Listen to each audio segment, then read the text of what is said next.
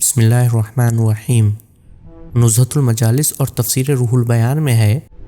کہ ایک مرتبہ حضرت موسیٰ علیہ السلام نے اللہ تبارک و تعالیٰ کی بارگاہ میں عرض کیا، اے پروردگار، تو نے مجھے براہ راست گفتگو کرنے کا شرف بخشا ہے، تو کیا ایسا مقام تو نے کسی اور کو بھی بخشا ہے؟ تو اللہ تبارک و تعالیٰ نے فرمایا، اے موسیٰ، میرے کچھ بندے ایسے ہیں جن کو میں آخری زمانے میں پیدا کروں گا اور انہیں ماہ رمضان عطا فرماؤں گا،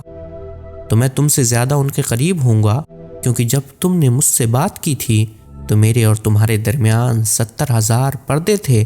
لیکن جب امت محمدیہ روزے رکھے گی اور ان کے ہونٹ سفید ہو چکے ہوں گے، ان کے رنگ پیلے پڑ چکے ہوں گے، تو میں افطاری کے وقت اپنے حجابوں کو اٹھا دوں گا۔ اے موسیٰ، اس شخص کے لیے خوشخبری ہے